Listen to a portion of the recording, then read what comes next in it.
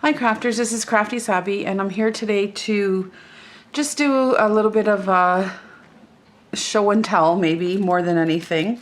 A little bit of a different pace and a little bit of a different project for me. My niece is getting married in October and this month is her wedding shower, and I was asked to make some paper flowers. I'm not exactly sure what the purpose for them or the use for them is yet, but this is what I was asked to do and I was very happy to help. So I just hope that this is okay for them. So I just wanted to show you, I made 10 different flowers out of paper, and I'm just going to show you what I came up with. So these are sort of my niece's colors, really pretty pale pinks and creams. And so this paper pad was called Marbled Neutrals, and that's what I used to make these flowers. I thought of different shapes that I wanted to see, like different petal shapes, and then sort of made templates for myself.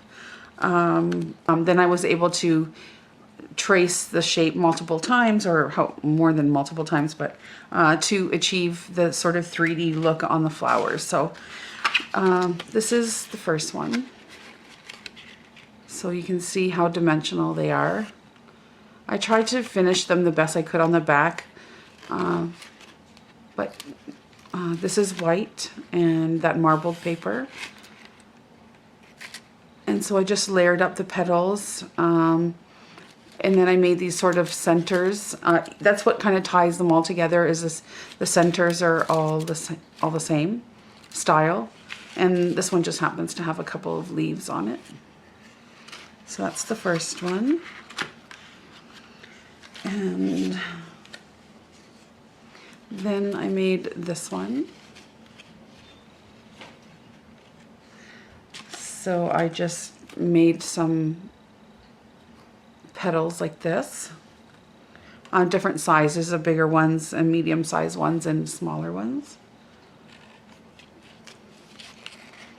This was kind of one of my first attempts, so it's a little taller than I would have liked, but it is what it is. They don't all have leaves, just some. And then this one is in the creams. I love them. I'm very happy with the way they came out. I just hope that she likes them just as much.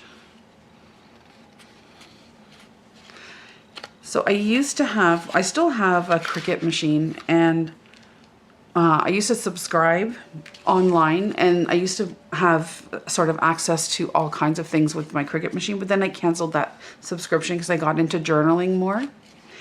And now I kind of wish I still had it, because on my Cricut I was able to make flowers like this without a problem.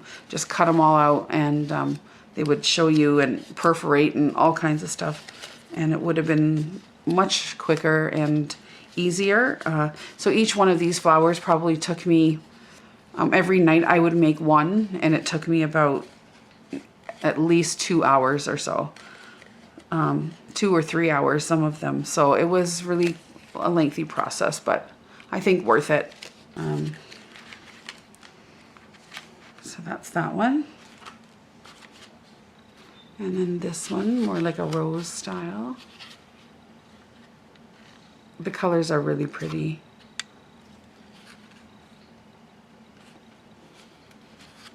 That's that one.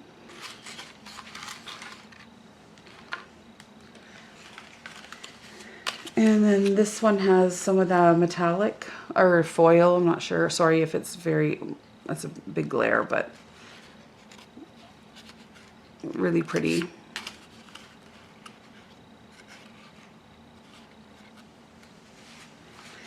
That one. And then one like this.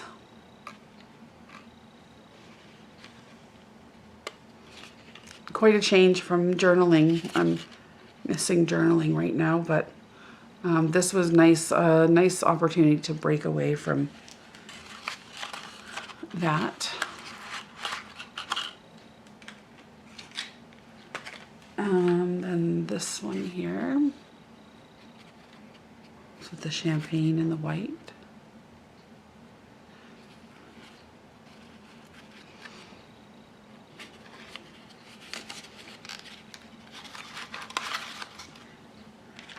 Then this one. Really pretty. I like the style of that one.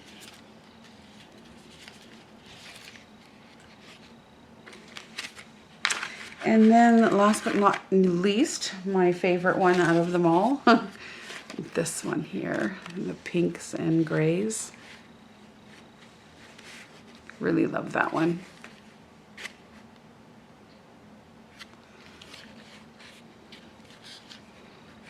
So that's it, you guys.